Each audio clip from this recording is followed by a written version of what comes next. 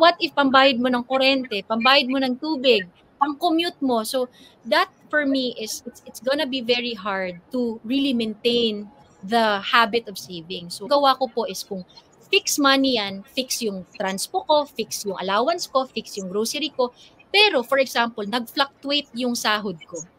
Ang ilalagay ko lang sa retirement ko is, example, 50 pesos, 100 pesos for my investment, 50 pesos for my emergency fund, or ganyan. Tapos next month, lumaki yung kita ko. Okay, sige, 500 ang ilalagay ko sa retirement ko. 500 ang ilalagay ko sa investment ko. 1,000 ang ilalagay ko sa emergency fund. I have been doing that for a long time na I have my fixed expenses, but at the same time, kasi sinabi ko, di ba, pag may bonus, mas malaki yung ipon ko sa emergency, mas malaki yung ipon ko sa investment. It was because it wasn't really about the specific number that got me going. It was the habit of saving. It was the habit and the discipline of putting something there. College fund, kahit grade school pa lang yung anak ko, pag-iipunan ko na yung college fund niya, kahit 100 lang yan. And again, it's the habit of saving because I know na if, for example, magkakaroon ako ng 50,000, yung fixed ko na minimum will stay the same, pero yung mga savings ko will increase.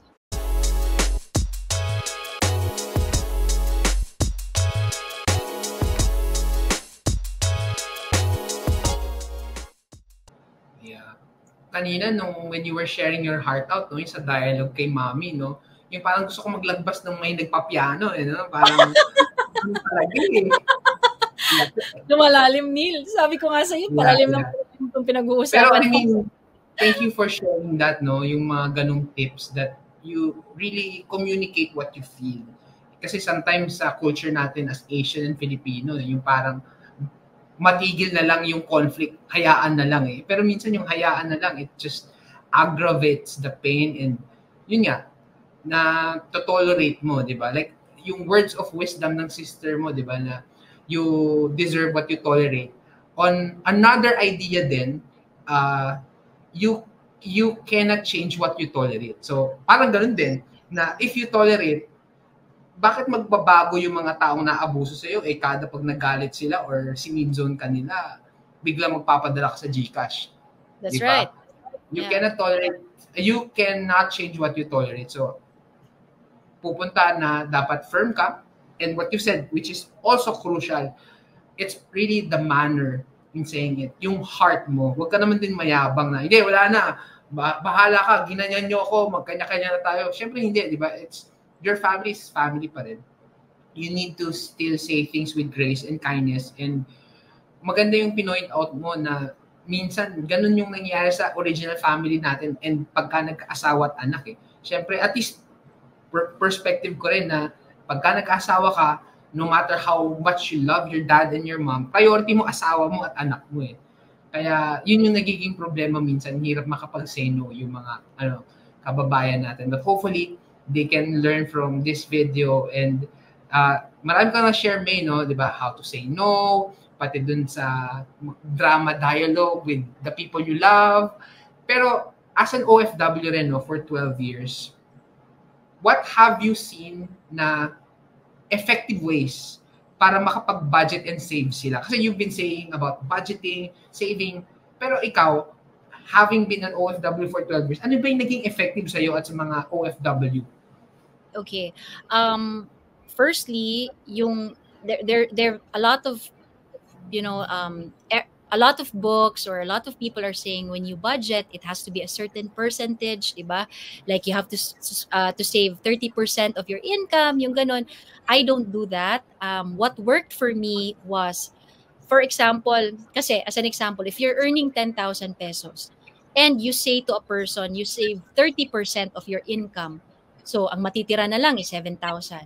Paano if sa 7,000 na yon, may renta ka pa sa bahay kasi nagre-renta. Sabihin natin, renta is 2,000 pesos. 5,000 na lang. Kakain ka pa. Sabihin natin, budget mong pagkain mo is 3,000. So, 2,000 na lang matitira sa'yo. What if pambayad mo ng kuryente, pambayad mo ng tubig, pang-commute mo? So, that for me is, it's gonna be very hard to really maintain the habit of saving. So, what I do is, for example, you have to know sa budgeting mo, you have to be specific. Ano ba yung kailangan kong pag-ipunan? So, for example, pag-iipunan ko, syempre, ilalagay mo allowance mo, transpo mo, these are the basic needs na sa tingin mo, kailangan mo talagang i-cover. Halimbawa, pagkain mo, renta mo, allowance mo, or for example, kain mo, grocery mo, you have to put that in your budget. And then, you have to put, ano ba yung mga importante sa buhay ko? May retirement fund para pagtanda ko, may pera ko. Investment fund kung magnenegosyo ako. Emergency fund para in case may nagkasakit, dito ko hugutin. Or in case may nangyari, dito ko hugutin yung budget.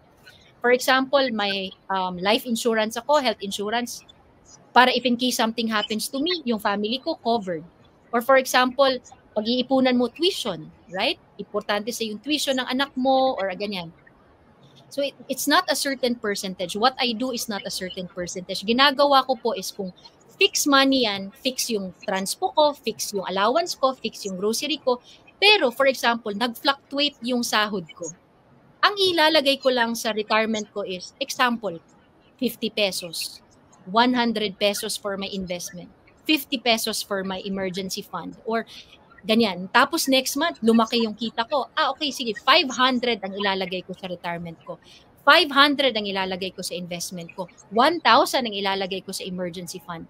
I have been doing that for a long time na I have my fixed expenses, but at the same time, kasi sinabi ko, di ba, pag may bonus, mas malaki yung ipon ko sa emergency, mas malaki yung ipon ko sa investment.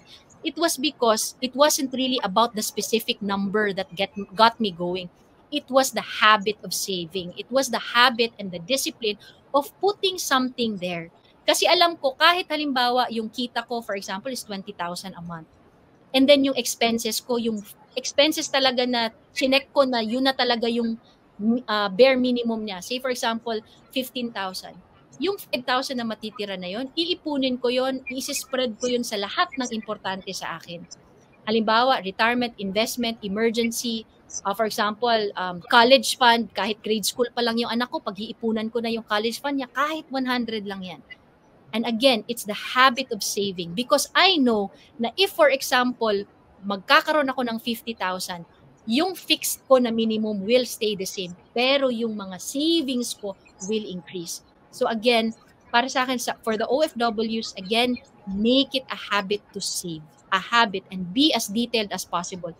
For me, it's not about percentage, it's about putting something, whether it's small or whether it's big. It's about building the habit and the discipline of saving. So hopefully that helps. Yeah, that definitely helps kasi our willpower can run dry or deplete. Importante may habit ka. And when you have a habit, kahit tinatamad ka, pero dahil you are so used to it, naging part na ng system mo, gagawin mo. Di ba parang ano lang yan toothbrush Kahit anong pagod natin sa gabi, magtutoothbrush pa rin tayo, di ba? Right. Although syempre may mga exceptions ng mga ibang tao. Pero generally, di ba, nagtutoothbrush tayo because it's a habit. Ganun din sa pag-invest, sa pag-save, especially if we are an OFW or an OFW.